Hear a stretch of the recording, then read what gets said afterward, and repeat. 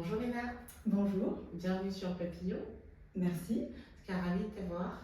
Merci beaucoup pour l'accueil. En tout cas, merci à tous. On se rencontre justement pour évoquer le livre Le cœur plein à ras-le-bol, c'est ça? À ras-bord, voilà, à ras-bord, pardon. Et donc, roman que j'ai lu avec, au début un peu compliqué pour moi parce que je suis pas très roman, mais j'ai pris quand même plaisir parce que ça m'a ramené dans mon adolescence. Ça m'a ramené dans mon adolescence et j'ai trouvé ça chouette, vraiment, et on pourra en parler, le présenter. Moi, j'ai appris à te connaître aussi peut-être un peu au travers de ce bouquin-là et par rapport à nos échanges. Je voulais que tu te présentes pour la communauté, pour ceux qui vont te regarder, qui tu es, de la façon dont tu le souhaites. Ok, d'accord. Donc voilà, moi c'est Léna, donc j'ai 39 ans, presque 40 ans bientôt. Donc je suis l'autrice effectivement très heureuse d'un premier roman, voilà, qui est là. C'est une romance chiclite contemporaine, un peu décalée et un peu haute aussi, voilà, que j'ai écrit vraiment avec tout mon cœur, on va dire.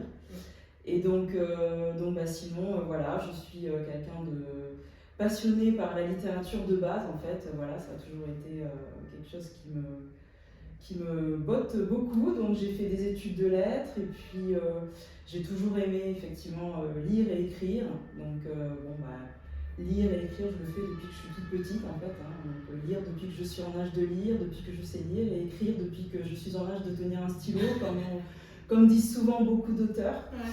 Et du coup, ce qui m'a amené effectivement à beaucoup à faire de tout ça pendant toute mon enfance et mon adolescence et puis toute ma vie finalement.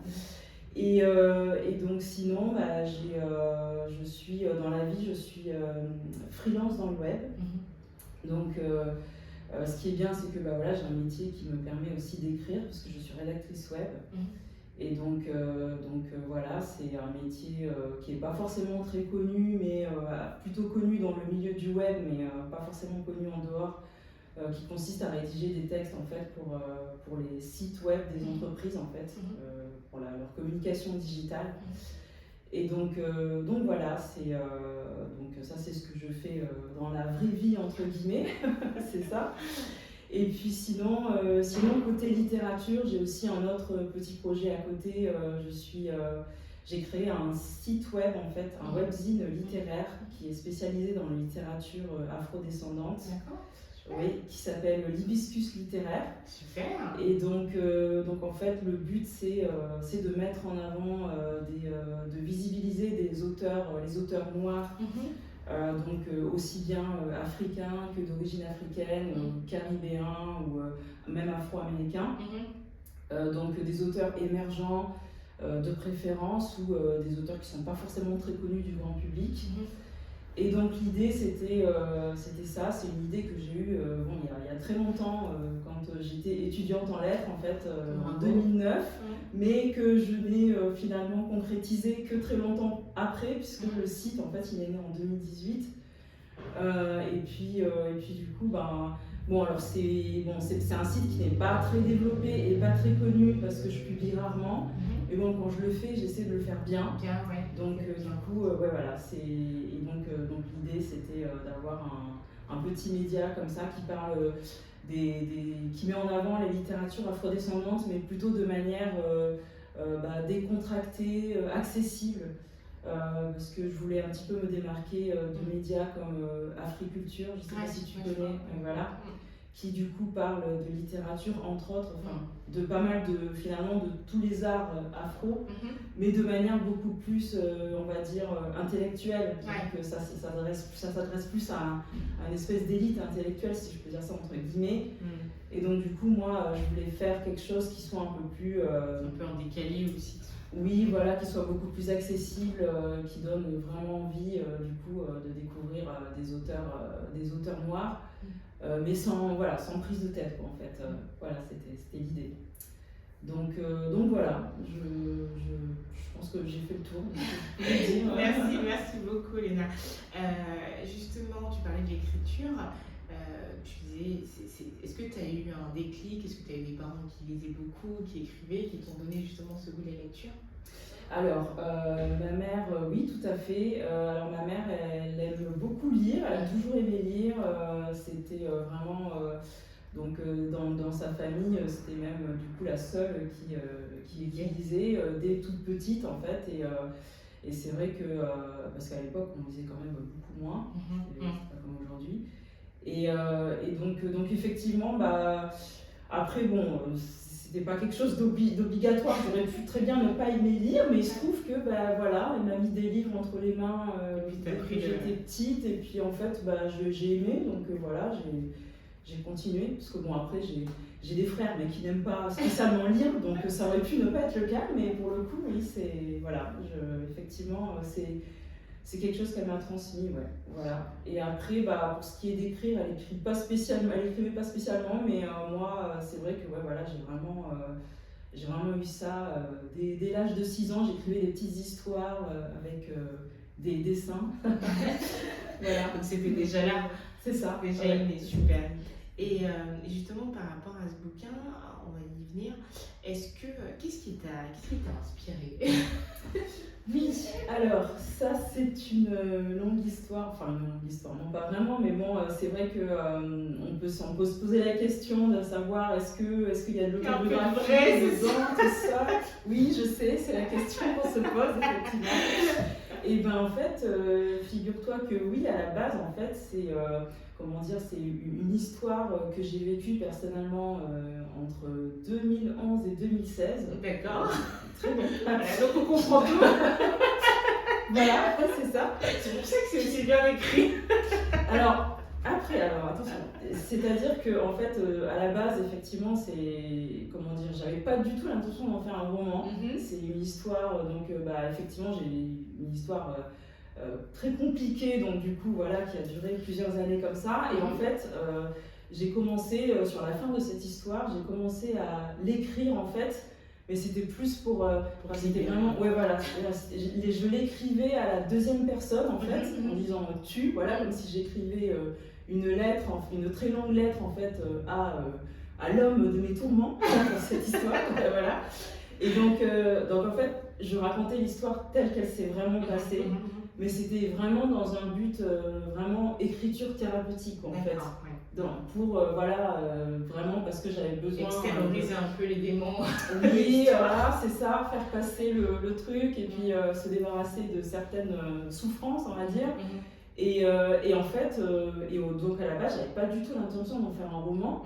Et puis après, finalement, l'idée a fait son chemin. Et puis arrivé dans les années, un petit peu plus après 2015-2016, j'ai commencé à romancer en fait, rédiger les premiers chapitres en partant sur totalement autre chose en fait, en romançant complètement. Et puis après, j'ai laissé tomber pendant un bon moment parce que j'étais plus trop dedans et que j'étais pas sûre en fait de vouloir continuer. Enfin voilà, j'avais pas mal de doutes sur le projet. Et puis finalement, j'ai repris en 2018. Et donc là, voilà, j'ai fait vraiment entre 2018, ça s'est étalé entre 2018 et 2022. Où là je me suis dit oui, en fait finalement il y a quelque chose à faire en fait, et en fait je me suis de plus en plus, en 2018 je me suis lancée dans le premier jet et je me suis vraiment éloignée de plus en plus de l'autobiographie pour faire quelque chose de complètement romancé quoi. Donc finalement il reste plus vraiment grand chose de l'autobiographie, mais effectivement il y a une part de réel aussi. Voilà, c'est parti de là. J'ai inventé après plein d'intrigues, de personnages, tout ça. Donc effectivement voilà, c'est comme ça que ce roman est né. C'est d'accord, super. Voilà. Très bien. Bon, en tout cas, moi j'ai pris, comme je disais, je suis pas très roman, mais j'ai vraiment pris plaisir. Et surtout, c'est bien écrit.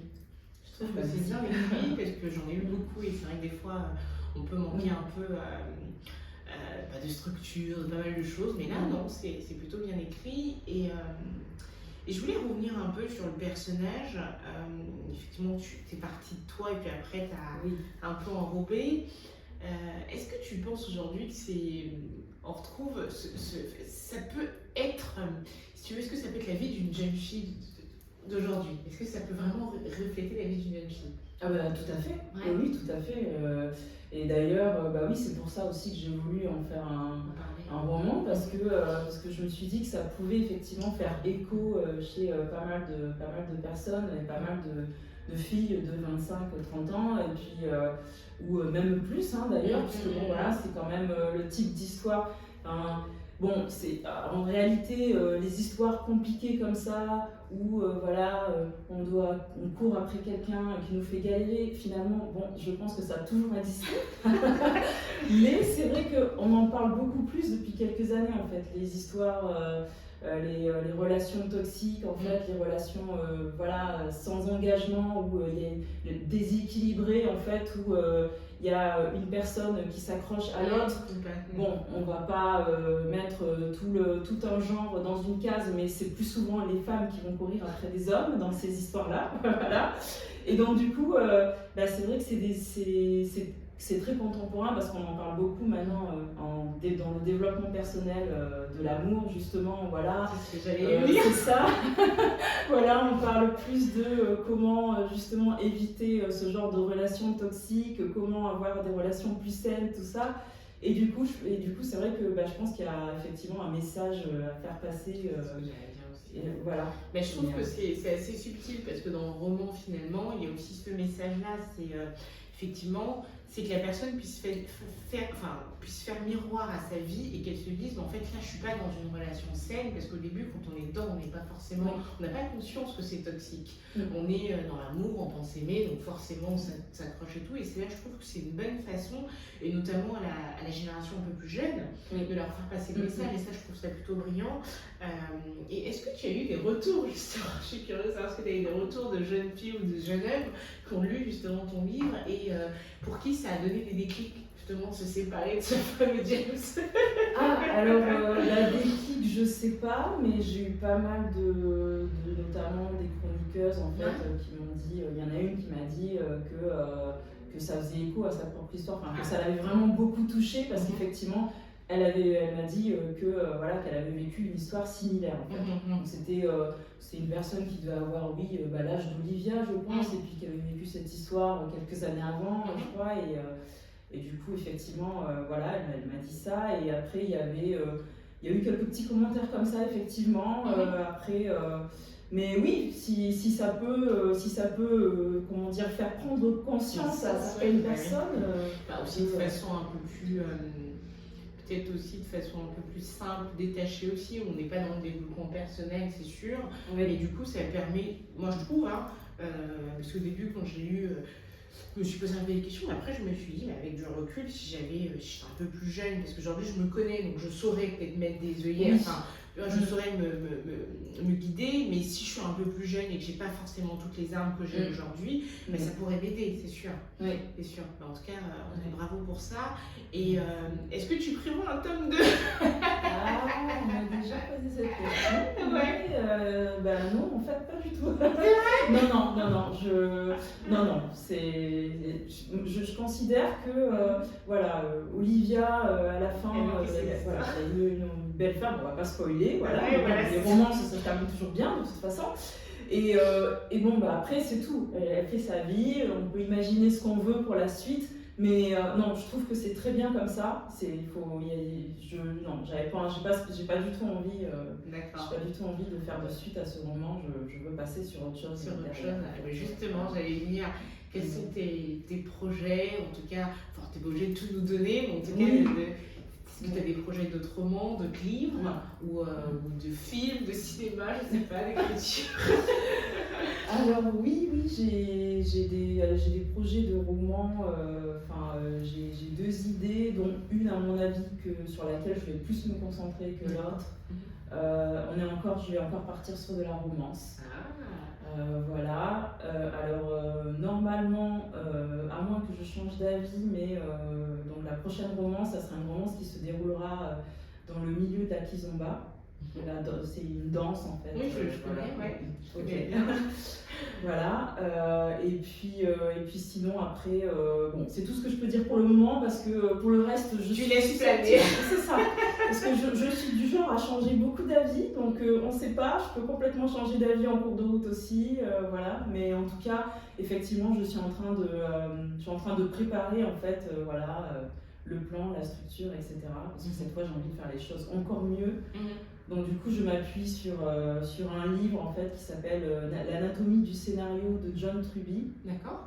Un Américain en fait, du coup, qui est vraiment expert dans le scénario. Et en fait, donc c'est un livre qui est considéré comme une bible en fait pour les scénaristes, mais aussi pour les auteurs de romans. Enfin, on le conseille beaucoup pour les écrivains en fait. Du coup, qui veulent vraiment, donc là c'est vraiment pour créer une histoire, en fait, écrire la meilleure histoire possible, voilà, avec une vraie structure, comment construire une intrigue, comment construire des personnages, un univers narratif, etc. Voilà. Et donc c'est un gros pavé, donc bon, je pense que je ne vais pas attendre de l'avoir fini pour écrire, bon, je rédige déjà un petit peu.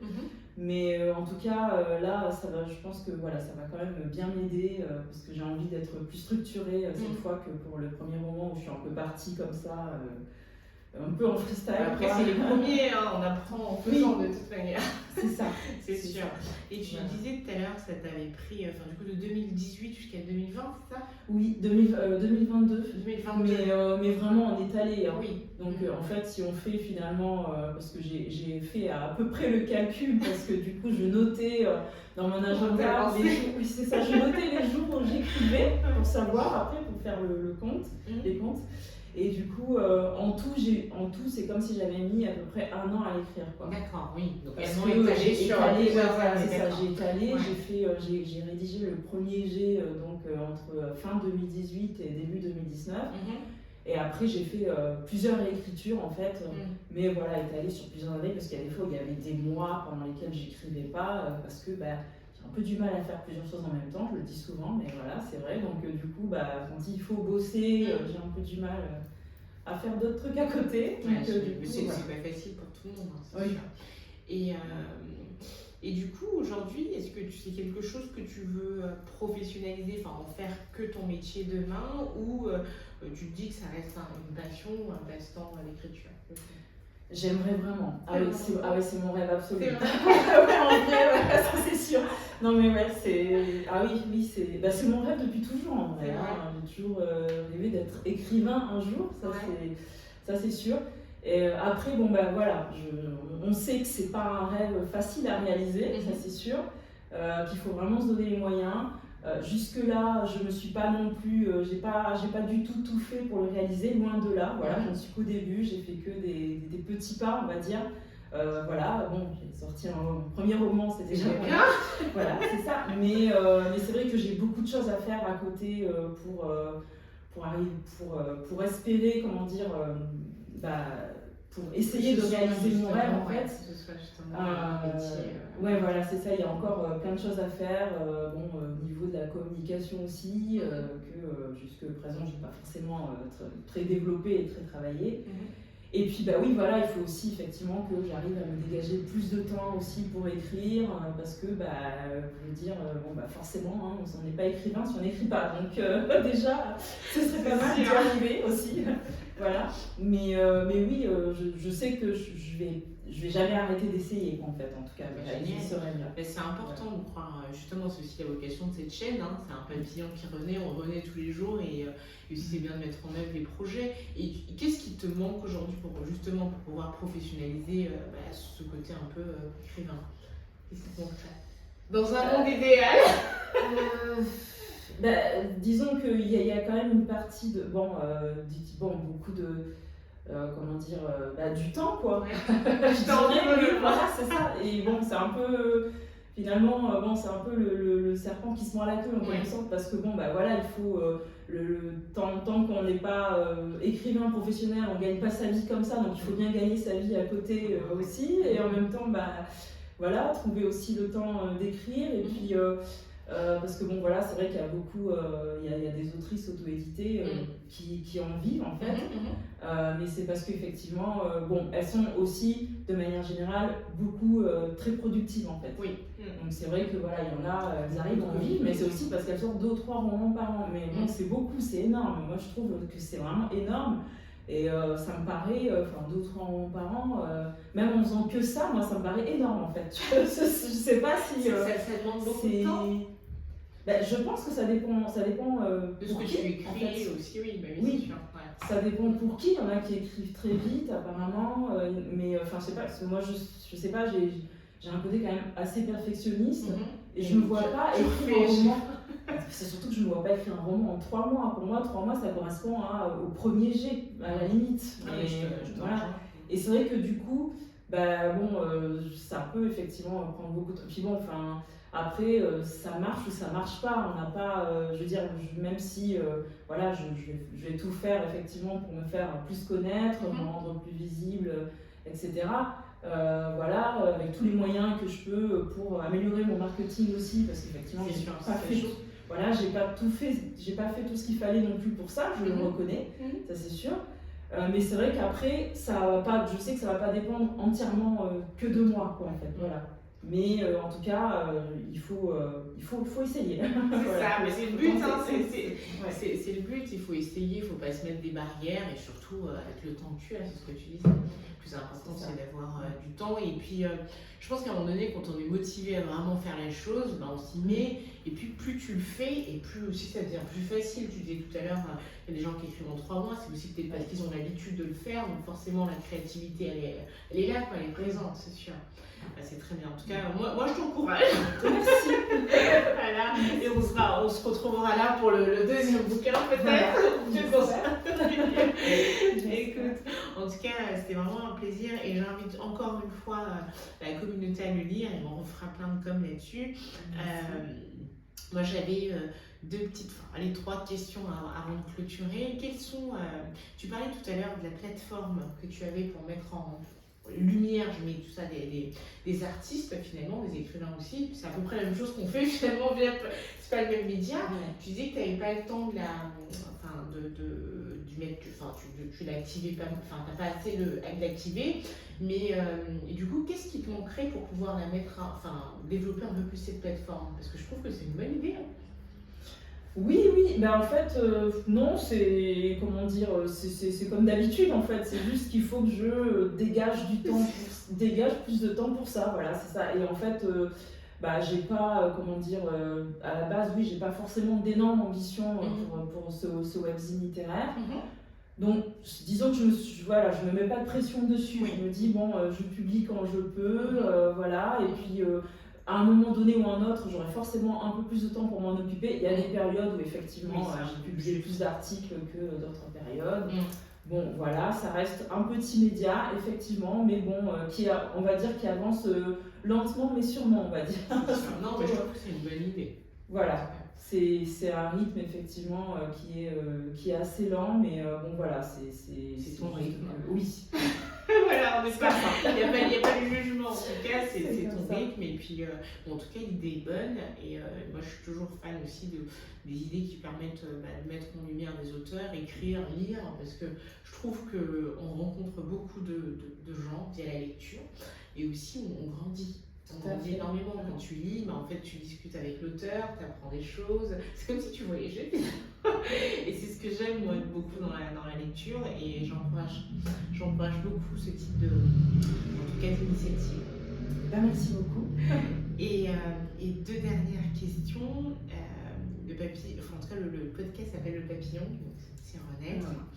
Quel est le moment où tu t'es senti renaître dans ta vie?